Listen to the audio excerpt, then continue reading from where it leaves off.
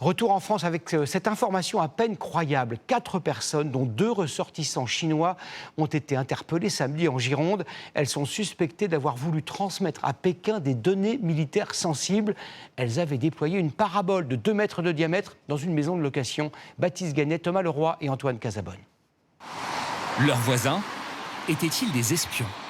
C'est la question que se posent peut-être ce soir les habitants de cette commune de 3000 habitants en Gironde. 2 ressortissants chinois y ont été interpellés en fin de semaine dernière, suspectés d'avoir capté des informations sensibles, notamment militaires, puis de les avoir transmises vers leur pays d'origine. Selon le parquet de Paris, ils avaient installé un dispositif permettant d'intercepter illégalement le flux descendant des satellites, notamment des échanges entre entités militaires d'importance vitale. Ces 2 personnes auraient loué un logement via une plateforme en ligne et y auraient déployé une parabole de 2 mètres de diamètre. Chaque fois qu'ils auraient actionné leur dispositif, aux environs, plus d'Internet.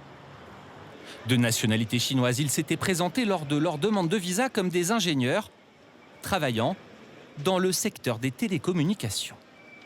Et ce n'est pas la première fois que les renseignements français soupçonnent une tentative d'espionnage chinoise. En 2022 déjà, en Haute-Garonne, ils avaient arrêté une femme avec une antenne de 7 mètres dans son jardin.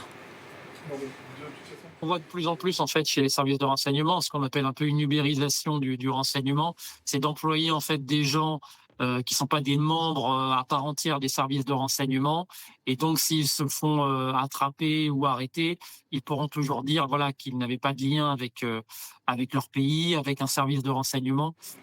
Livrer des informations sensibles de nature à nuire aux intérêts de la nation à une puissance étrangère peut être passible de 15 ans d'emprisonnement.